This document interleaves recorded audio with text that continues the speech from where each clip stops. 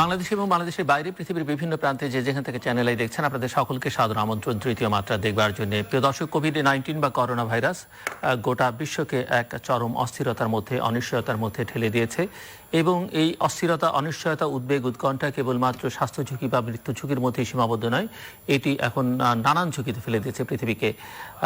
অর্থনৈতিক ঝুঁকি, সামাজিক ঝুঁকি, রাজনৈতিক ঝুঁকি, কূটনৈতিক, মনস্তাত্ত্বিক নানা ঝুঁকিতে। এবং কোভিড-19 বা করোনা ভাইরাসের এই আক্রমণ থেকে পৃথিবী কবে মুক্ত হবে সেটি এখন পর্যন্ত অনিশ্চিত। তবে এটি নিশ্চিত করে বলা যায় যে নতুন ভ্যাকসিন আবিষ্কৃত হলে তারপরে হয়তো, এবং পৃথিবীতে যখন শূন্যের কোঠায় নেমে আসবে, তারপর থেকে হয়তো কোভিড-19 বা করোনা ভাইরাস থেকে পৃথিবী মুক্ত হয়েছে বা পৃথিবীর মানুষ মুক্ত হয়েছে সেটি বলা যাবে। কিন্তু ততক্ষণ পর্যন্ত এর সঙ্গে আমাদের বসবাস করতে হবে এবং খাপ খাইয়ে নিয়ে চলতে হবে। তবে কোভিড-19 গোটা পৃথিবীকে এক নতুন বিশ্ব ব্যবস্থার মধ্যে ঠেলে দিয়েছে, এটি নিশ্চিত করেই বলা যায়। গোটা পরিস্থিতিকে এখন নিউ নর্মাল বলা হচ্ছে। অর্থাৎ এই নতুন বিশ্ব ব্যবস্থায় অনেকেই মনে করেন রাষ্ট্রবিজ্ঞানী বা অর্থনীতিবিদদের যে পুরনো ধ্যান ধারণা, পুরনো আচার আচরণ, পুরনো ব্যবস্থার অনেক কিছু বদলে যাবে। যারা পৃথিবীর বিভিন্ন দেশের শাসক গোষ্ঠী আছেন তাদেরকে নতুন করে ভাবতে হবে কিভাবে তারা জনগণের সঙ্গে তাদের সম্পর্কটা নিশ্চিত করবেন। অনেকেই মনে করেন যে পৃথিবীতে বৈষম্য যেভাবে বেড়েছে সেই বৈষম্য কমে আসবে। যেখানে অগণতান্ত্রিকতার চর্চা বৃদ্ধি পেয়েছে সেখানে সমাজ, রাষ্ট্র আর অনেক বেশি গণতান্ত্রিক হয়ে উঠবে, এর কোনো বিকল্প নেই। অর্থাৎ এক অন্তর্ভুক্তিমূলক সমাজ, রাষ্ট্র ব্যবস্থা গড়ে উঠবে আগামী দিনে। এবং তার কোভিড-19 মানুষকে যে এত বড় একটা ঝাঁকুনি দিল, এত বিপদে ফেললো, সেটার হয়তো একটা ইতিবাচক দিক অনেকেই মনে করছেন। যাই হোক, এই বিষয় নিয়ে আমরা কথা বলবো। এবং গোটা পৃথিবীকে যেহেতু আচ্ছন্ন করে ফেলেছে কোভিড-19, আমরা প্রতিদিনই চেষ্টা করছি পৃথিবীর বিভিন্ন প্রান্ত থেকে নানান অভিজ্ঞতাকে আমাদের সঙ্গে যুক্ত করবার জন্য এবং অভিজ্ঞতা বিনিময় করবার জন্য। আজকে দুজন অতিথি রয়েছেন আমার সঙ্গে। ঢাকার উত্তরার বাসা থেকে যুক্ত হচ্ছেন মিস্টার শাহিদুল ইসলাম হেলাল। তিনি বাংলাদেশ চেম্বার অফ ইন্ডাস্ট্রিজের সাবেক সভাপতি এবং এর বাইরেও তার নানা পরিচয় আছে। তিনি এসএমই ফাউন্ডেশনের সাবেক পরিচালক, বাংলাদেশের শীর্ষ trade body federation of Bangladesh chamber of commerce and industry FBCCI সাবেক পরিচালক। তিনি একজন ব্যাংকার।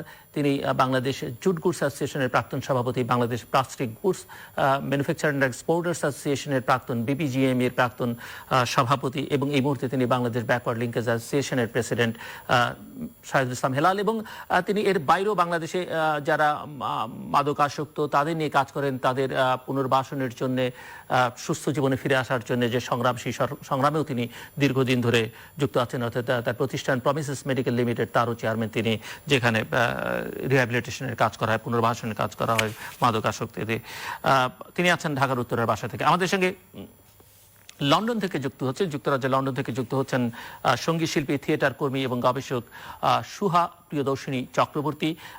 তিনি ভারতীয়, যদিও আমরা জানি যে তার হাজবেন্ড বাংলাদেশের সিলেটের মানুষ। এবং তার একটা বৃত্তান্ত আমার সামনে আছে, আমি তার থেকে খানিকটা অংশ পড়ছি আর কি। সুহা Priyadarshini Chakraborty is currently a PhD scholar in the Department of Development Studies, SOAS, University of London. She is an independent vocalist specializing in Robindra Sangeet, influenced by Hindustani classical rags, and had also worked as conceptual and creative director for many alternate and intimate theatre projects in Kolkata and London. She promotes counterculture and third theatre, especially Augusto Boal's The Theatre of the Oppressed, having performed and directed plays, created alternative and street theatre, and having performed around installation pieces both in open air and intimate spaces, including galleries, bookstores and cafes, on a range of human rights issues concerning women and child's rights, human trafficking, denotified tribes, displacement, and issues surrounding rehabilitation after political turmoils and riots. স্বাগত আপনাদের দুইজনকে তৃতীয় মাত্রায়, সুহা প্রিয়দর্শিনী চক্রবর্তী এবং mister Shahidul ইসলাম Helal. Mister Helal, আপনাকে দিয়ে শুরু করতে চাই। বাংলাদেশের সর্বশেষ কোভিড-19 বা করোনা ভাইরাসের যে পরিস্থিতি, এবং একজন ব্যবসায়ী নেতা এবং আরও সামাজিক ক্রিয়াকর্মের সঙ্গে আপনি যুক্ত একজন নাগরিক হিসেবে আপনার কাছে শুনতে চাইবো যে সর্বশেষ অবস্থায় আপনি কেমন বোধ করছেন? আনসার্টেনটি, এখনো যে শুরুতে যে আনসার্টেনটি ছিল, এখন এই আনসার্টেনটি, অনিশ্চয়তা যে কি হবে। এখন সরকার অনেক রকম ডিসিশন নিয়েছে। শিল্পের খাতের কথা যদি বলি, আমি সমালোচনা করার পজিশনে আমি নেই, মানে ওই জ্ঞানও নেই, কিন্তু যেগুলি হয়েছে ওটার আফটার এফেক্টটা নিয়ে আমরা চিন্তিত। কিছু পজিটিভ নেগেটিভ জিনিস আছে, যেমন সবাই বলছে শিল্প খাত খুলে দিয়েছে, এতে আমাদের করোনা ভাইরাসের নানান চ্যালেঞ্জের মুখে পড়বো, এটাও ঠিক। আবার শিল্প খাত খুলে দেওয়াতে আমাদের অর্থনীতির একটা একটা স্টেপ এহেড হয়েছে, যেটাকে আমরা একদম ফেলে দিতে পারবো না। একটা জিনিস আমি পজিটিভ সাইড এটা বলছি যে আমরা বেসিক্যালি বড় বড় ইন্ডাস্ট্রি নিয়ে এখন কথা বলছি, সরকার যখন কথা বলছে এবং মিডিয়াতে যখন কথা হচ্ছে, সব কিন্তু কথা হচ্ছে গার্মেন্টস নিয়ে। এর সাথে কিন্তু গার্মেন্টস এর সাথে কিন্তু ছোট ছোট অনেক ইন্ডাস্ট্রি জড়িত। গার্মেন্টস করলে কিন্তু এটা ব্যাকওয়ার্ড লিঙ্কেজ। গার্মেন্টস কে যে সাপোর্ট দেয় ছোট ছোট ইন্ডাস্ট্রি, ইনক্লুডিং লাইট ইঞ্জিনিয়ারিং, তারপর প্লাস্টিক ইন্ডাস্ট্রি, আর ম্যাটেরিয়াল, গার্মেন্টস অ্যাক্সেসরিজ এর কিন্তু অনেকগুলি আইটেম সাপোর্ট দেয় লোকাল ইন্ডাস্ট্রি। তো ওগুলি কিন্তু স্লোলি খুলতে হচ্ছে। ভালো জিনিস হলো যে ইন্ডাস্ট্রিগুলি পুরোপুরি সরকার খুলে দিলেও কিন্তু পুরোপুরি ভাবে ইন্ডাস্ট্রিটা চালাতে পারবে না, কারণ কারো অর্ডার নেই, সবাই সীমিত আকারে চালাবে। সুতরাং তাদের যে স্পেস আছে ইন্ডাস্ট্রির ভেতরে, ওখানে কিন্তু আমরা যে বলছি যে ফিজিক্যাল ডিস্টেন্স, ওটা কিন্তু অটোমেটিক্যালি মেনটেন হবে। আর স্পেশালি অর্গানাইজ সেক্টর, গার্মেন্ট সেক্টরে আমরা দেখেছি যেসব ইন্ডাস্ট্রি খুলেছে ওরা কিন্তু বেশ অর্গানাইজ হয়েছে, যতটুকু পেরেছে ফিজিক্যাল ডিস্টেন্স রেখে সব নিয়ম কানুন করেই করছে। বাট দ্য থ্রেট ইজ, এই ওয়ার্কাররা যখন ঘরে যাবে এবং আসবে, ওই জায়গাটা একটা বড় থ্রেট আছে। ওটা কিন্তু ইন্ডাস্ট্রিয়ালিস্টরা সামলাতে পারবে না। এটার দায় দায়িত্ব হয়তো ইউনিয়ন কাউন্সিল, লর, ওই এলাকার সরকারি লোকজনের নিতে হবে। আর আরেকটা বড় চ্যালেঞ্জ হলো, যেহেতু আমরা যখনই ইন্ডাস্ট্রির কথা বলছি শুধু গার্মেন্টস এবং বড় কিছু ইন্ডাস্ট্রির কথা বলছি, ছোট ইন্ডাস্ট্রিকে কিন্তু আমাদের ইনফরমেশন ডিসিমিনেশন কিন্তু করা হচ্ছে না। ছোট ইন্ডাস্ট্রির জন্য এখনো অ্যাসোসিয়েশন ভিত্তিক এরা যদি একসাথে কাজ না করে, যেটা হচ্ছে ছোট ছোট অনেক ইন্ডাস্ট্রি জানেও না যে ফিজিক্যাল ডিস্টেন্সটা কিভাবে তৈরি করবে এবং কি কি প্রিকশন নেওয়া উচিত, কি করলে ইন্ডাস্ট্রিটা ভালোভাবে চালাবে। এই ডিসিশন গুলি কিন্তু এখন দেওয়ার সময় এসছে। আমরা দেখেছি যে গার্মেন্টস এর জন্য সরকার মিনিস্ট্রি থেকে, হেলথ মিনিস্ট্রি থেকে কাগজ দিয়েছে যে এই এই শর্ত মেনে করতে হবে, কিন্তু অন্য শিল্পের জন্য দেয় নাই। কিন্তু যেসব শিল্প বা সার্ভিস ইন্ডাস্ট্রির চোখে পড়ে, যেমন দোকানপাট, ওগুলির জন্য হয়তো মিডিয়া বেশি ইনভলভ, দেখাশোনা করছে, যে ফটো তুলবে। কিন্তু ছোট ছোট ইন্ডাস্ট্রি যেগুলি শুরু করবে, লোকাল ইন্ডাস্ট্রি, ওরা কিভাবে শুরু করবে, ওরা কিভাবে নিজে যত্ন নেবে, ওখানে তো শুধু আমরা ওয়ার্কাররাই অ্যাটলিস্ট, মালিকরাও অ্যাটলিস্ট, আমরা কিভাবে সুরক্ষিত থাকবো, এই জায়গাটাতে মনোযোগ দেওয়া ভীষণ প্রয়োজন। শাহিদুল ইসলাম হেলাল, আপনি বলছিলেন যে অর্ডার নাই এবং এই অর্ডার বাতিল হয়ে যাচ্ছে, আমরা শুরু থেকে শুনছি, কিন্তু তারপরে আমরা দেখছি যে ফ্যাক্টরিগুলো কাজ করছে।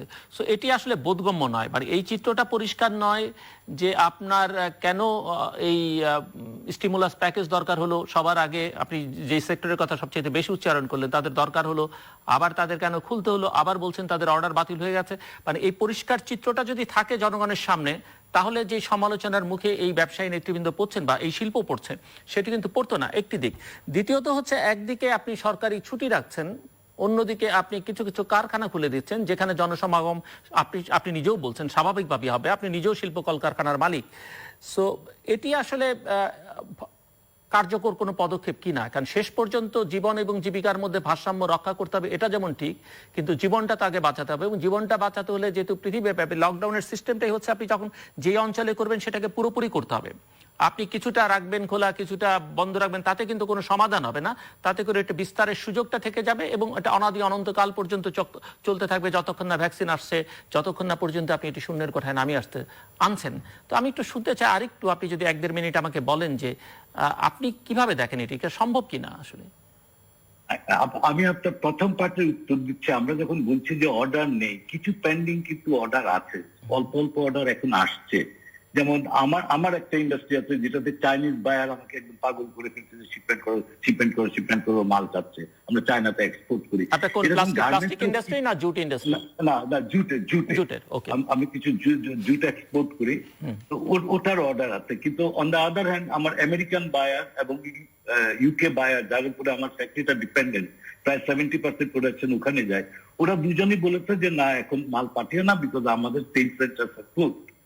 কিন্তু আমার তো 20-30% চালানোর মতো আমার শক্তি আছে, আমার চালাতেই হবে। আরেকটা জিনিস আমার মাথায় এটাও চিন্তা রাখতে হবে যে আমি যে ওয়ার্কারদেরকে পে করব, আমরা কিন্তু মানবিক কারণে হোক, সরকারের নিয়ম কানুনের কারণে হোক, আমরা অ্যাটলিস্ট বেসিক স্যালারিটা তো আমরা দিতে থাকবো। ওয়ার্কারদেরকে তো আমরা চাই যে ওরা যেন না চলে যায়। তা আমরা কিন্তু সবাই উদ্যোক্তারা বায়ারদেরকে বলে বলে কিছু ফরওয়ার্ড অর্ডার এনে ফ্যাক্টরি চালানোর ব্যবস্থা রপ্তানিকারকরা করছে। আর কিছু কোম্পানি আছে, আমি জানি গার্মেন্টস এবং অন্যান্য সেক্টরে, যে ওদের এক্সিস্টিং অর্ডার আছে, ওরা করবে।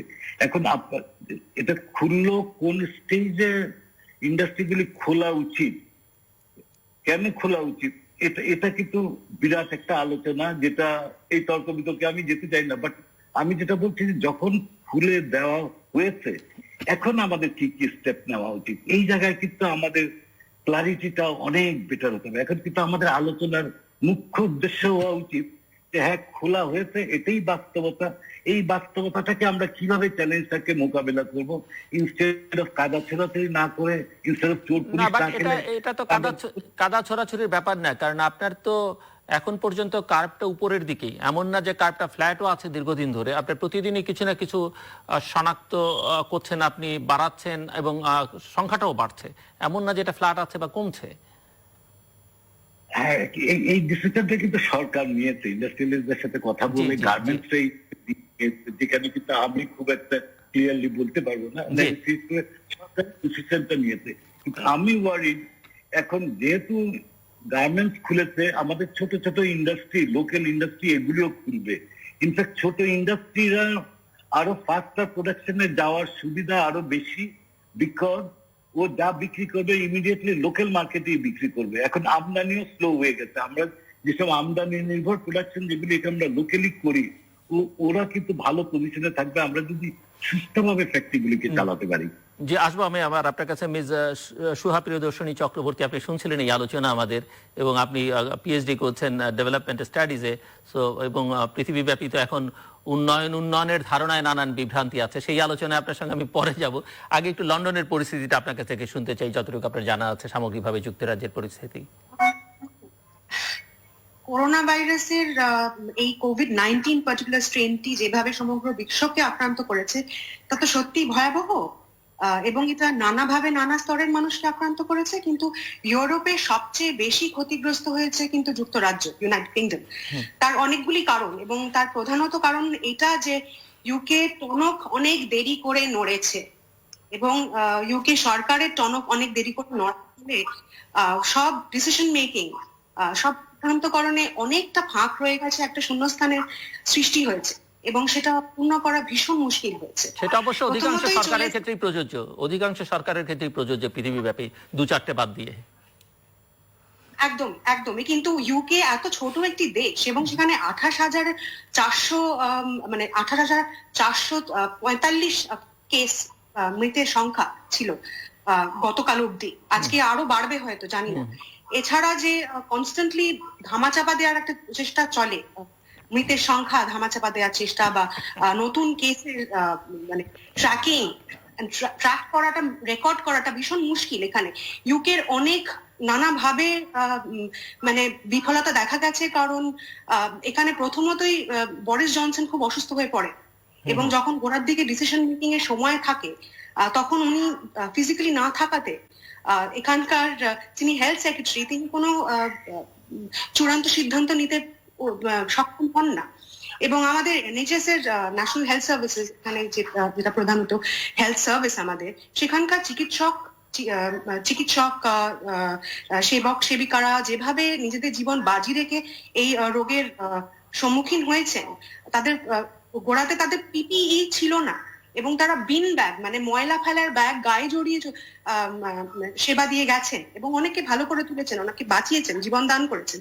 তাদের সত্যি উন্নিশ, কিন্তু এই একটা ব্যাপক হারে মানুষ মারা যাওয়া একটা ছোট দেশের পক্ষে সেটা মারাত্মক, এবং এটা কোনোভাবেই আমি মানে মেনে নিতে পারছি না। কারণ এখানের গোড়া থেকেই যেভাবে একটা দৃঢ় পলিসির অভাবে একটা রাজনৈতিক পরিকাঠামোর মানে সিদ্ধান্তকরণে একটা শূন্যস্থান পাওয়া গেছে, মানে শূন্যস্থানে টের পাওয়া গেছে, এবং নিজের দায় থেকে মুক্ত হওয়ার একটা তীব্র প্রচেষ্টা, সেটা কোনোভাবেই ঢাকা দেওয়া যায় না।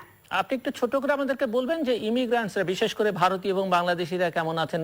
বাঙালি কমিউনিটি একটা বড় আছে ভারতে, এবং তাদের লন্ডনে, এবং তাদের ব্যবসা বাণিজ্য, বিশেষ করে রেস্টুরেন্ট ব্যবসা একটা বড় ব্যবসা। সো একটু জানা থাকলে যদি আমাদেরকে একটু বলেন ছোট করে। কারণ আমরা যেমন যুক্তরাষ্ট্রের কথা বলি, সেখানে বলা হচ্ছে যে যারা আক্রান্ত হয়েছে তারা মূলত মাইনরিটি সম্প্রদায় থেকে, অর্থাৎ ব্ল্যাকরা, যদিও এর কোনো রেসিয়াল জাস্টিফিকেশন নেই, বাট জি।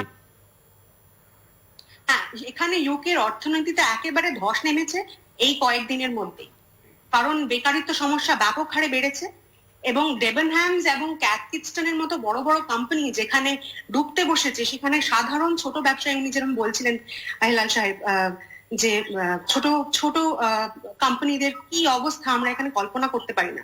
কারণ মূলত হসপিটালিটি সেক্টর এখানকার, মানে রেস্টুরেন্ট বিজনেস, অ্যাকোমোডেশন সার্ভিসেস, সেইটা প্রচন্ড ভাবে ক্ষতিগ্রস্ত হয়েছে। এবং এখানে যারা হ্যান্ড টু মাউথ বাঁচেন, মানে দিন এনে দিন খান যে মানুষেরা, যে মজুরের, তাদের সব থেকে বেশি ক্ষতিগ্রস্ত, তারা সব থেকে বেশি ক্ষতিগ্রস্ত হয়েছে। এখানে বহু কোম্পানিদের তাদের কর্মচারীদের ফার্লোতে পাঠিয়ে দিয়েছেন। আমি জানি না আপনারা ফার্লো শব্দটার মানে জানেন কিনা। ফার্লো হচ্ছে এমন এক ব্যবস্থা যাতে কর্মীদের একেবারে বিতাড়িত না করে, ছাঁটাই না করে, তাদের আংশিক এবং খুবই কম মাইনেতে, খুবই কম পারিশ্রমিকে তাদের কোনো মতে কোম্পানিতে টিকিয়ে রাখার একটা ব্যবস্থা সেটা করা হয়েছে এবং সরকার সেটা অস্থায়ীভাবে সহযোগিতা করছে এই পরিস্থিতিতে। কিন্তু তাতে কি হয়েছে, তার ফলে পারিবারিক যে আর্থিক সচ্ছলতা সেটা শুধু কমেছে এমন নয়, অর্থ উপার্জনের সংস্থানও কমেছে এই মানুষগুলোর মধ্যে। এবং অনেক মানুষই তাদের ভাড়া দিতে পারছে না, বাড়ি ভাড়া দিতে পারছেন না, সব রকমের বিল যে দিতে হয় আমাদের, ইলেকট্রিসিটি, গ্যাস ইত্যাদি দিতে পারছেন না, এবং সরকার সেখানে অনেক ক্ষেত্রেই সহযোগিতা করছে। এখানে পেনশনের ক্ষেত্রেও, এখানে পেনশন একটা বড় জিনিস, সেখানে পেনশনের অঙ্কেও এই ইনসিকিউরিটির ফলে একটা ব্যাপক পরিমাণে একটা টান দেখা গেছে এটা। তো এই অবস্থাটা খুবই বিপজ্জনক এবং বলা হচ্ছে যে মানে এই ছোট ছোট রেস্টুরেন্ট ইন্ডাস্ট্রি গুলোর, যেহেতু এরা দিন এনে দিন, মানে এই ছোট রেস্টুরেন্ট গুলো কিন্তু দিন এনে দিন খাওয়ার মতোই, স্পেশালি ইস্ট লন্ডনে, যেটা খুবই জনবহুল এলাকা, যেখানে অনেক মানুষ একসঙ্গে থাকেন, সেখানে একটা কমিউনিটি স্প্রেডের ব্যাপারও আছে। সুতরাং পুরো ব্যাপারটাই চিত্রটাই খুব বিপজ্জনক এবং বিপজ্জনক, ভীষণ ব্যাপক হারে। কারণ এই আফ্রো ক্যারিবিয়ান মানুষেরা এবং এশিয়ান মানুষেরা একসঙ্গে বাস করে জনবহুল এলাকায়, এবং তাদের এলাকাগুলি খুবই জনবসতিপূর্ণ আর কি, ঘনত্বটা খুব বেশি। সুতরাং এখানে কমিউনিটি স্প্রেডের একটা ব্যাপক সম্ভাবনা এবং হয়েছে, এবং রিপোর্টেডও নয়। আমি আসছি আবার আপনার কাছে, মিস্টার শাহিদুল ইসলাম হেলাল। কোভিড-19 বাংলাদেশে প্রবেশ করবার পর থেকেই আমরা দেখছি নানা রকমের উদ্যোগ, এই উদ্যোগগুলো নিয়ে অনেক রকমের সমালোচনা আছে, কোনোটা বিলম্বে সবই করা হয়েছে, আবার একটু অগোছালো ভাব আছে, সমন্বয়ের অভাব আছে। কিন্তু অর্থনৈতিক ঝুঁকি মোকাবেলার জন্য, সাময়িক ঝুঁকি মোকাবেলার জন্য প্রধানমন্ত্রী কয়েকটা ধাপে স্টিমুলাস প্যাকেজ ঘোষণা করেছেন, প্রায় ৯৭,০০০ কোটি টাকার। সো একজন ব্যবসায়ী নেতা এবং আপনি যেহেতু নানান শিল্পের সঙ্গে যুক্ত, এই সম্পর্কে একটু আপনার অভিমত আমি শুনতে চাই। যদিও এই স্টিমুলাস প্যাকেজগুলো নিয়েও নানা রকমের প্রশ্ন আছে, এবং সবচেয়ে বড় প্রশ্ন যেটি উঠেছে, আপনি যেহেতু ব্যাংকিং সেক্টরের সঙ্গে যুক্ত, যেই অর্থ কোত্থেকে আসবে, এবং তারপরের প্রশ্ন হচ্ছে এই অর্থ ঠিকঠাক মতো যাদের কাছে যাওয়া উচিত তাদের কাছে যাচ্ছে কিনা বা যাবে কিনা, একটু শুনতে চাই আপনি কিভাবে দেখছেন। একটা জিনিস, যে সরকার যেসব ডিসিশন নিয়েছে এবং এতে গার্মেন্ট সেক্টরে যেভাবে ইনভলভ হয়ে, ব্যবসায়িক কমিউনিটি ইনভলভ হয়ে যে প্রণোদনা বা যে ফ্যাসিলিটিস গুলি দেওয়ার ডিসিশন নিয়েছে, ওগুলি ডেফিনেটলি ইমিডিয়েটলি আমাদের অর্থনীতিকে হেল্প করবে। কিন্তু এগুলি ইমপ্লিমেন্টেশন কিন্তু একটা বিরাট চ্যালেঞ্জ। যেমন প্রথম যে প্রণোদনা দেওয়া হয়েছে ৫,০০০ কোটি টাকা, যেটা এপ্রিল মাসের বেতন দেওয়া, এপ্রিল মে মাসের বেতন দেওয়া ওয়ার্কারকে, ওটাতেও কিন্তু ছোটরা ওই ফ্যাসিলিটিসটা নেওয়ার এখনো পজিশনে আসে নাই। যেমন আমি আমার সেক্টরতেই অ্যাপ্লাই করতে পারি নাই। এটা একটা কারণ হলো যে যেই টাইমে এটার একটা ডেডলাইন দিয়েছে, ওই টাইমটা ছিল সবকিছু লকডাউনে। এবং সেটা তো বোধহয় ব্যাংক থেকে লোন নিয়ে, মানে ওই বরাদ্দটা তো ব্যাংক থেকে লোন নিয়ে, হ্যাঁ, ব্যাংক লোন দিবে 2% ইন্টারেস্টে সার্ভিস চার্জ হিসাবে। বাট ব্যাংকের যে প্রসিডিউরস, মানে সেটি তো সেই হিসাব করলে তো অনেকের না পাওয়ার কথা, অনেকে পাবেন না, এবং অনেকের ব্যাংকের সঙ্গে নানান জটিলতা আছে, তারাও পাবেন না। এটার সাথে যে টাইমটা তো বন্ধের সময় ছিল। অনেক অফিস কিন্তু অনেক এলাকাতে কিন্তু অফিস করা যায় নাই, অনেকখানি করতে পারি নাই। আর যারা বড় ফ্যাক্টরি ওরা কিন্তু অনলাইনে একটা কাজ করতে পেরেছে, অনেক এক্সিকিউটিভরা বাসায় বসে কাজ করতে, কিন্তু ছোট ছোটদের কিন্তু ওই ফ্যাসিলিটিসটাও ছিল না যে বাসায় বসে সব ফর্ম টর্ম ফিল করে সব ডিটেলস দিবে। তো এই টাইম ফ্রেমটাকে মিস করেছে আমি জানি অনেকে। তো এখন যতটুকু শুনেছি 2000 কোটি টাকা মানে এখন বাংলাদেশ ব্যাংক স্যাংশন করেছে আউট অফ 5000 crore, বাকিটা পরে দিবে। তা আমাদের কিন্তু এই টাইমটাও নাই, কারণ নিজের বন্ধের সময় এসছে, ওয়ার্কারদেরকে বেতন দিতে হবে, এইসব ঝামেলা আছে।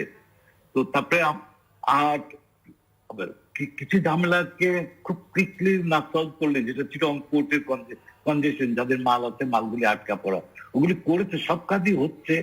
কিন্তু গতকালকে যে কাজটা হওয়ার কথা ছিল আগামী পরশুদিন হচ্ছে। আমাদের এখন সময় এসছে সবাইকে সমন্বিত ভাবে সবাই মিলে এই কাজগুলিকে করা। আমার মনে হয় এফবিসিসিআই কে আমরা অত অ্যাক্টিভ দেখছি না, এক্সেপ্ট গার্মেন্টস অ্যাসোসিয়েশন।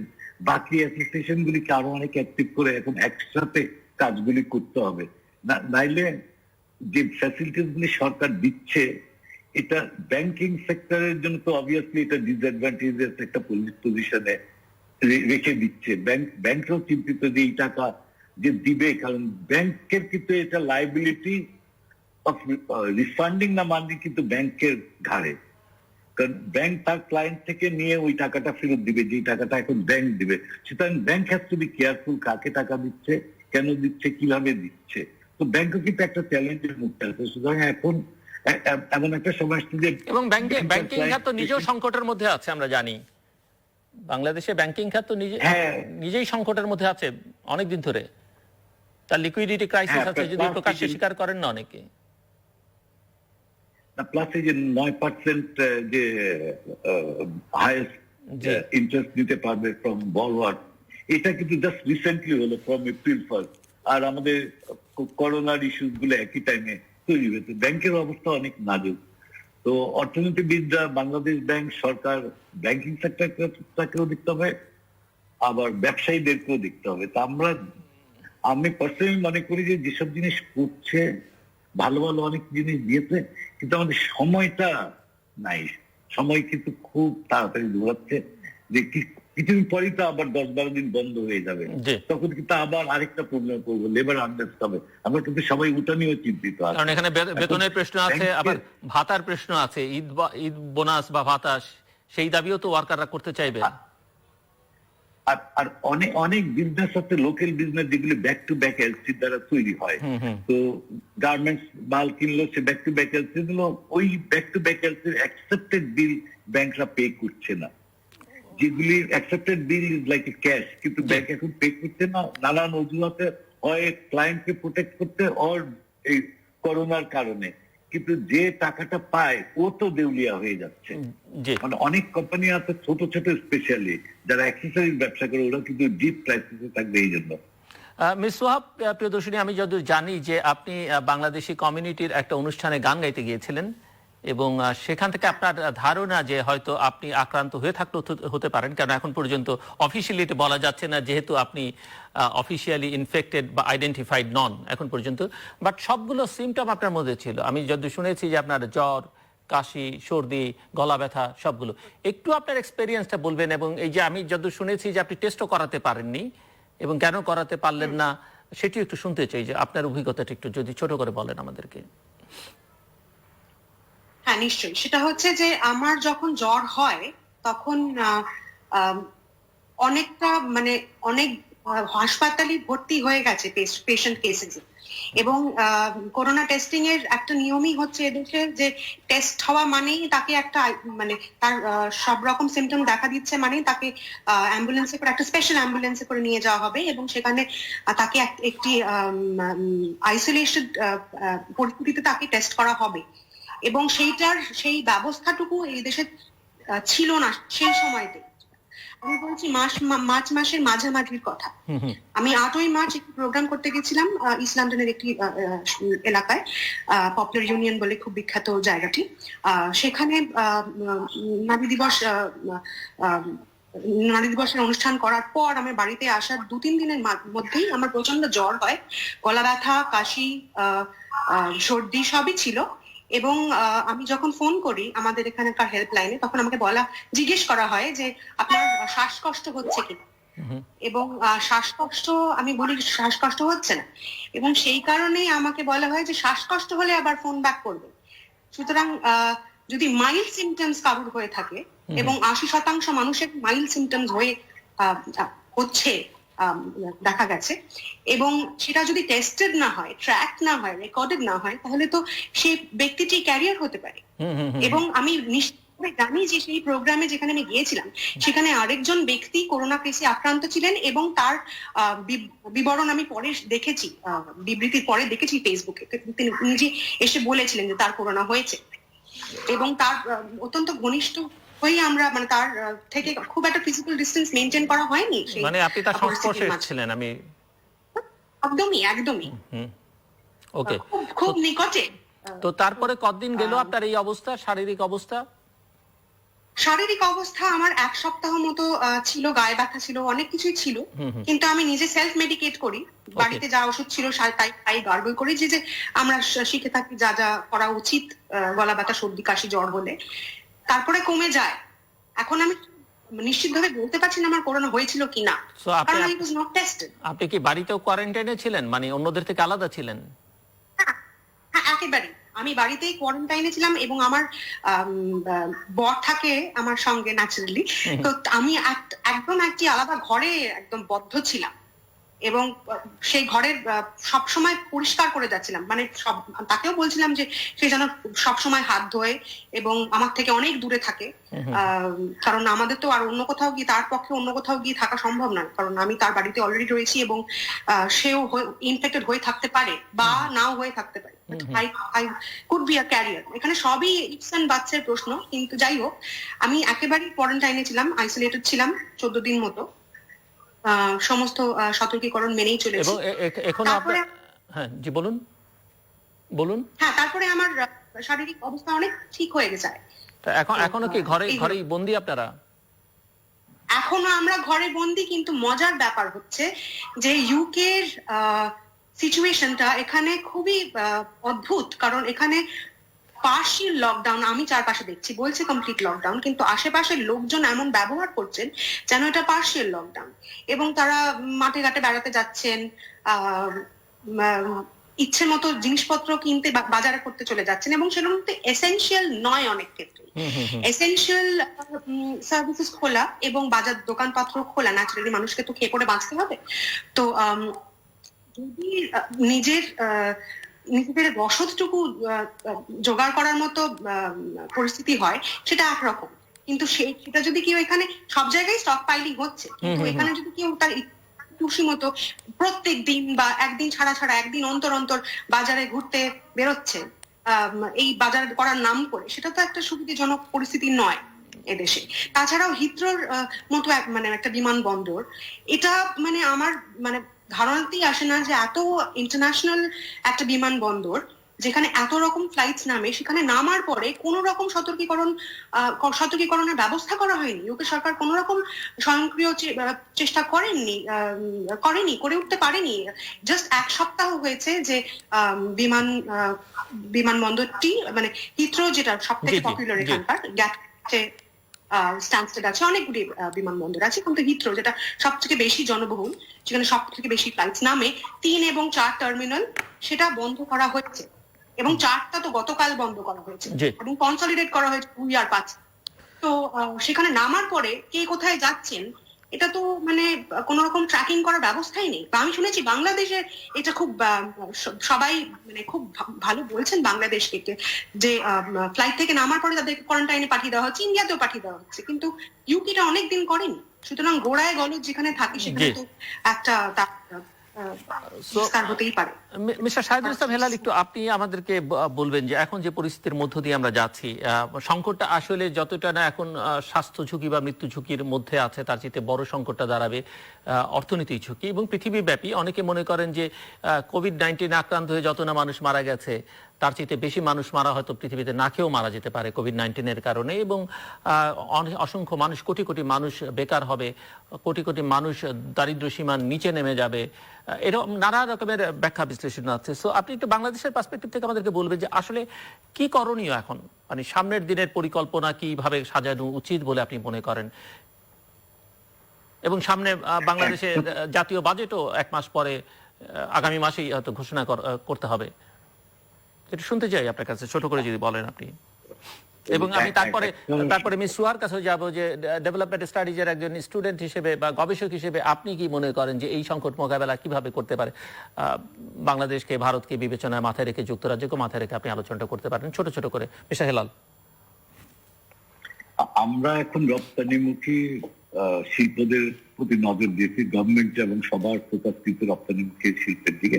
আমাদের কিন্তু এখন সময় এসছে খুব কুইকলি আমাদের লোকাল ইন্ডাস্ট্রির দিকে মনোযোগ দেওয়া, এবং আমাদের লোকাল একটা বিরাট বড় মার্কেট আছে। আমরা এখন যতটুকু পারি এই অপ্রয়োজনীয় জিনিস আমদানি না করে লোকাল ইন্ডাস্ট্রিগুলিকে সাপোর্ট করা। এই যে আমরা একটা ক্যাম্পেইন করতাম, আমার মনে হয় এই ক্যাম্পেইনের এইটা রাইট টাইম। এখন কিন্তু আমাদের দেশের লোক আমাদের পণ্যকে পক্ষপাতিত্ব করার সময় এসছে, কারণ দেশে তো একটা বিরাট বাজার, এখানে কিন্তু ছোট ছোট অনেক ইন্ডাস্ট্রি কিন্তু যদি দেশীয় লোকেরা প্রমোট করে, অনেক শিল্প কিন্তু গড়ে উঠবে, বেঁচে যাবে। এটা একটা। আরেকটা জিনিস আমি পজিটিভ জিনিস যেটা দেখছি, আমাদের অনলাইন সেলস, ইন্টারনেট সেলস এইগুলি বাড়বে, তো ওইখানে একটা মার্কেট তৈরি হবে, ওটা কিন্তু রপ্তানিতেও লাভ হবে, এখানেও লাভ হবে। কিন্তু সবচেয়ে বড় চ্যালেঞ্জ হবে সার্ভিস ইন্ডাস্ট্রিজে, যেখানে আমি যতটুকু জানি যে ওদের কাম ব্যাক করা অলমোস্ট ইম্পসিবল। তো ওখানে হয়তো সরকারের কোন রকম সহায়তা করতে হবে। আর রপ্তানিমুখী ইন্ডাস্ট্রিজে আমি যে দুটো ইন্ডাস্ট্রিতে বেসিক্যালি আছে, প্লাস্টিক এবং জুট, আমি জুটেরটা স্পেশালি আমি বলতে পারি, আমার বায়াররা যেদিন বন্ধ করলো, বললো যে আর শিপমেন্ট করো না, সাসপেন্ড করো, ওদিন কিন্তু ওর কাছে 3 মাসের স্টক অফ প্রোডাক্ট আছে, আমার প্রোডাক্ট তার কাছে 3 মাসের আছে। তার মানে আমরা যদি ধরে নিই আমেরিকা বা ইউরোপ জুন জুলাইতে খুলবে, তার 3 মাস পরে কিন্তু তার কাছে এনাফ স্টক থাকবে সে চলার মতো। তার মানে আমি বেনিফিটেড হওয়া শুরু করবো প্রবাবলি অগস্ট, সেপ্টেম্বর, অক্টোবর, একটা অনেক লম্বা সময় পরে আমরা হয়তো আবার আগের জায়গায় ফেরত আসবো যদি সব ঠিক থাকে। কিন্তু লোকাল ইন্ডাস্ট্রিজ গুলি, লোকাল পণ্যের জন্য কিন্তু অত সময় দরকার হবে না। এখনই তৈরি করলে, এখনই মার্কেট আছে, এখনই সম্প্রচার করা যাবে, মার্কেটটা তৈরি করা যাবে। তবে লোকালি আমাদের শিল্পের আমি এসএমই ফাউন্ডেশন অনেক বছর ডাইরেক্টর হিসেবে ছিল। আমি দেখতাম যে লোকাল ইন্ডাস্ট্রির একটা সবচেয়ে বড় চ্যালেঞ্জ যে আমাদের লোকাল কন্ট্রাক্ট ল খুবই দুর্বল। আমি শিল্প উদ্যোক্তা হয়ে আমি যদি আমার ক্লায়েন্টকে আমি কোনো মাল দিই, ও যদি আমাকে পেমেন্ট না করে, এই যে কন্ট্রাক্ট ল, আমার কিন্তু করার কিছু থাকে না। হয় আমি মাস্টারের মতো বন্দুক ধরে তার থেকে টাকাটা চাইতে হবে, ওর পায়ে ধরতে হবে, আমার কিন্তু লিগেল কোনো জায়গা থাকে না। এই ছোটখাটো জিনিসগুলো কিন্তু দেখতে হবে। তারপরে আমি একটু আগে বললাম যে ব্যাংকিং সেক্টরের উপরে ব্যবসায়ীদের আস্থাটা আরো বড় করতে হবে। এখন কিন্তু আমার মতো এত ছোট ব্যবসায়ী, আমি আমার মার্কেটিং কে বলে দিই তুমি এই ব্যাংকের হেল্প নিও না, ওই ব্যাংকের হেল্প নিও না। মানে আমাদের ব্যবসায়ীদের মাঝে যে ব্যাংকের প্রতি একটা নেগেটিভ অ্যাটিটিউড, এটার কারণ আছে ব্যাংকাররা তাদের অ্যাকসেপ্টেড বিলকে অনার করে না, তাদের কমিটমেন্টকে অনার করে না, অথচ আমাদের উপরে সব রকম অত্যাচার করে। সুতরাং এই জায়গাটা কিন্তু সরকারের বাংলাদেশ ব্যাংকের দেখা ভীষণ প্রয়োজন আছে। জি মিসুয়া, আমাকে আপনি জিজ্ঞেস করেছিলেন যে কিভাবে লকডাউনের পর আমরা মোকাবিলা করতে পারবো post COVID-19. Post Covid is a very মানে ডিফিকাল্ট স্টেট অফ বিইং। মানে আমরা জানি না যে কি হবে। যাই হোক, তো আমার মতে ইউকের এক্সিট স্ট্র্যাটেজি, যেটা অনেক দিন পরে জাস্ট রিসেন্টলি রিলিজড হলো, সেটা একটি গুরুত্বপূর্ণ এক্সিট স্ট্র্যাটেজি, এবং সেটা পালন করা মানে সেটা যদি মেনে চলা যায় এবং সেটা যদি হয়, দেখতে পাওয়া যায়, তাহলে সেটা হবে। এই স্ট্র্যাটেজি আমি পয়েন্ট গুলো বলে দিই আপনাদের, আপনারা হয়তো জানেন না, অবগত। সেটা হচ্ছে যে এনএইচএস কে স্বয়ংক্রিয় করে সেটা যেন কোপ করতে পারে এই ব্যাপক হারে ইনফেকশন ডিল করাতে, এই কেসগুলোতে ডিল করাতে, সেটা প্রথমত সুনিশ্চিত করতে হবে। এবং পিপিই যেটা খুবই দরকারি, এবং টেস্টিং এর সুবিধে এগুলো যেন থাকে, ম্যানেজ করা যায় যেন রোগটিকে। এবং প্রথমতই যেটা দেখতে হবে যে এই লকডাউনটা তোলার আগে যেন মানে অনেকটাই নতুন ইনফেকশন এবং ডেথ কেসে যেন ফল একটা দেখা যায়, যেন কম দেখা যায়। তা না হলে লকডাউনটা তোলা যাবে না, কারণ তোলা হলে আবার একটা সেকেন্ড পিক দেখা যেতে পারে। সুতরাং এই মতো অবস্থায় লকডাউন কবে উঠবে সেটা কিছুই বলা যাচ্ছে না, কিন্তু পোস্ট কোভিড এমন একটা দুনিয়া আমি ভাবতেই ভয় পাচ্ছি, কারণ এটার ফলে অর্থনীতির উপর একটা বিশাল চাপ পড়বে। প্রথমত খালে একটি ওপিনিয়ন পোল হয় ইউকেতে, এবং সেখানে 5 জনের মধ্যে 4 জন বলেন যে যেন তাড়াতাড়ি লকডাউন তুলে দেওয়া না হয়, কারণ দ্বিতীয় আউটব্রেকের ভয়। এবং বিজনেস গুলো কি করে কোপ করবে? এখন তো সরকার সাপোর্ট করছে, তারপরে হঠাৎ করে একটা ভ্যাকিউম ক্রিয়েটেড হবে ন্যাচারালি। সেই সিচুয়েশনকে ডিল করার মতো ব্যবস্থা, পরিকাঠামো ডেভেলপ করতে হবে। সেগুলোর বাইরে আমরা একটু শেষের দিকে একদম ছোট করে যদি বলেন, এগুলোর বাইরেও তো নানা রকমের, আমি বলছিলাম যেমন মনস্তাত্ত্বিক সমস্যা তৈরি হবে, সামাজিক সমস্যা তৈরি হবে। আপনি এখনো পিএইচডি গবেষণায় আছেন, শিক্ষা ক্ষেত্রে একটা বড় সংকট তৈরি হবে। এবং সেই সঙ্গে একজন শিল্পী হিসেবে আপনার কাছে শুনতে চাইবো যে থিয়েটারের ক্ষেত্রে, সঙ্গীতের ক্ষেত্রে কি ধরনের প্রভাব কোভিড ফেলছে, সেটিও যদি আপনি বলতে পারেন, বাস খুব ছোট্ট করে 1 মিনিট সময় আপনার জন্য।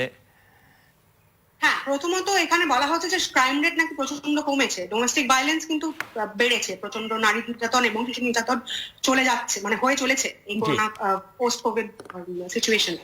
এবং এটা আরো, আমি জানি না এটা কিভাবে মানুষ ডিল করবে, এগুলোর ব্যাকল্যাশ তো হয়, মানুষের মন একরকম জিনিস। এবং আমার 28শে মার্চ টেট মডার্ন বলে একটি মিউজিয়ামে একটা জায়গা একটু পারফর্ম করার কথা ছিল, সেটা ন্যাচারালি ক্যান্সেল হয়েছে। এবং বহু ক্ষেত্রেই শিল্পীদের কোনো রকমই অন্য সংস্থান নেই এখন, কেউ তাদেরকে কোনো রকম ভাবেই কোনো রকম কিছুর জন্য নিযুক্ত করতে পারছেন না, কোনো রকম কিছুর মধ্যে ইনভলভ করাতে পারছেন না। তো এটা একটা বিশাল প্রবলেম।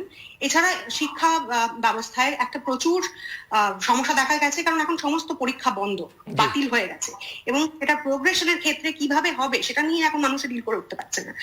সেটা একটা ব্যাপক অদ্ভুত পরিস্থিতির, মানে একটা ব্যাপক হারে একটা কি বলবো, সবাই ক্ষয়ক্ষতিগ্রস্ত হচ্ছে, সমগ্র সমাজের মানুষ। এবং এটার আমি জানি না এটার উত্তর কোথায়। আসলে কেউই জানে না, আসলে গবেষণা পর্যন্ত চলছে, চূড়ান্ত সিদ্ধান্ত কোনোটাই এখন পর্যন্ত নয়। মিস্টার শাহিদুল ইসলাম হেলাল, আমি জানি যে আমি প্রমিসেসের পরিচয় দিয়েছিলাম, এই যে যাদের নিয়ে কাজ করছেন আপনি, মাদকাসক্তদের নিয়ে, পরিস্থিতিটা কি? মানে কোভিড-19 কি কোনো রকমের এই জায়গাটাতে প্রভাব বিস্তার করলো, নেগেটিভ অর পজিটিভ? ছোট করে 1 মিনিট সময় আপনার জন্য আমার হাতে। আমি এর আগে একটা জিনিস বলে নিই যে আমরা কিন্তু ওয়ার্কার এমপ্লয় রিলেশনশিপটা বিল্ড করার জন্য আমাদের পুরো সোসাইটির একটা কাজ করতে হবে ফর ফিউচার। আর এই ড্রাগ ইস্যুদের ব্যাপারে যেহেতু অলস মন, কাজ নেই, আর ফিউচারে যখন আরো আনএমপ্লয়েড হবে, ড্রাগ ইস্যুসটা এন্ড মেন্টাল ইস্যুসটা will become a very very big challenge. এটা নিয়ে কিন্তু কাজ করার অনেক জায়গা থাকবে, এবং আমরা আমাদের তরফ থেকে যতটুকু পারি কিন্তু মিডিয়াতে এটা নিয়ে রেগুলার কথাবার্তা। এখন অনেক প্রোগ্রাম কিন্তু হচ্ছে, আপনি কোভিড বললে আপনার প্রোগ্রামে দেখেন মেন্টাল ইস্যুদের উপর রেগুলার কথাবার্তা হচ্ছে। আমরা আশা করবো যে আপনারা এটা চালিয়ে যাবেন। মেন্টালি স্টেবল থাকলে কিন্তু আমাদের সোসাইটিকে বাঁচানোর সব বিরাট একটা, মানে খাদ্যের পরে কিন্তু মানসিক জিনিসটি আমাদের দেখতে হবে। অনেক ধন্যবাদ মিস্টার শাহিদুল ইসলাম হেলাল এবং মিস সুহা প্রিয়দর্শিনী চক্রবর্তী আমাদের সঙ্গে কথা বলবার জন্য। দর্শক, কথা হচ্ছিল কোভিড-19 বা করোনা ভাইরাস নিয়ে। আমার অতিথিরা নানা বিষয়ে নানা বিস্তারিত, অনিশ্চিত, আসলে কেউই কিছু চূড়ান্ত করে বলতে পারছেন না। মিস সুহা প্রিয়দর্শিনী চক্রবর্তী পুরো চিত্রটাই তুলে ধরেছেন, যে আমরা হয়তো আমাদের মতো উন্নয়নশীল বা অনুন্নত দেশগুলো থেকে নানা রকমের হাহাকার তুলে আনি আলোচনার মধ্যে, কিন্তু উন্নত দেশগুলো যে কতটা অসহায়ত্বের মধ্যে পড়েছে বা তাদের অব্যবস্থাপনা কতটা চূড়ান্ত বা জনস্বাস্থ্যের ব্যাপারে কতটা উদাসীন তারা, সেটি কিন্তু ওনার আলোচনার মধ্যে বেরিয়ে এসছে। মিস্টার শাহিদুল ইসলাম হেলালও কতগুলো গুরুত্বপূর্ণ বিষয় বলেছেন, যে আমাদের আসলে এখন লোকাল ইন্ডাস্ট্রিজের উপর অনেক বেশি গুরুত্ব দিতে হবে এবং লোকাল মার্কেটটাকে সেইভাবে কাজে লাগাতে হবে। এবং সেই সঙ্গে আরো যেটি গুরুত্বের সঙ্গে তিনি বলেছেন যে বিভিন্ন প্রতিষ্ঠানের ওয়ার্কারদের সঙ্গে ওনারদের এক ধরনের সম্পর্কটা নতুন করে রিবিল করবার ক্ষেত্রে মনোযোগ দিতে হবে, যেটি আমরা প্রায় প্রতিনিয়তই আলোচনার মধ্যে বলছি। বিভিন্ন দেশে যারা রাষ্ট্র পরিচালনায় যুক্ত আছেন তাদের সঙ্গে জনগণের আস্থার যে সংকট বা আস্থাহীনতার যে সংকট আছে সেই সংকটটা আসলে দূর করতে হবে। যারা জনগণের আস্থা আগামীতে অর্জন করতে পারবেন তারা টিকে থাকবেন, অন্যথায় তাদের অনেককেই হয়তো ভোটের মাধ্যমে কাউকে হয়তো অগণতান্ত্রিক উপায়ে কিংবা জনরোষের মুখে বিদায় নিতে হবে। কাজেই রাজনৈতিক অর্থনৈতিক উন্নয়ন প্রক্রিয়া জনগণের অন্তর্ভুক্তির কোনো বিকল্প নেই। এবং মির্জা সুহা প্রিয়দর্শিনী চক্রবর্তীর কথা এটিও বেরিয়ে এসেছে যে কোনো সেক্টরই নাই, এটি শিল্পী সাহিত্যিকদের কথা বলি আমরা, যারা অ্যাডিক্ট তাদের নিয়ে কথা বলছিলাম, এমনকি সংসারের ভেতরে নানা রকমের জটিলতা সংকট তৈরি করছে কোভিড-19। কাজে থেকে পরিত্রাণ কিভাবে মিলবে সেটি নিশ্চিত করে বলা যাচ্ছে না, কিন্তু স্বচ্ছতা, জবাবদিহিতা, অন্তর্ভুক্তি, গণতান্ত্রিক চেতনা, মানসিকতার কোনো বিকল্প নেই এই সংকট মোকাবেলার জন্য। এবং পরিকল্পনাটা এখন থেকেই নিতে হবে, আশু মধ্যমেয়াদী এবং দীর্ঘমেয়াদী পরিকল্পনা। দর্শক, আমাদের সঙ্গে থাকবার জন্য অসংখ্য ধন্যবাদ। আপনাদের সবার জন্য শুভকামনা, নিরাপদে থাকুন এবং ঘরে থাকুন।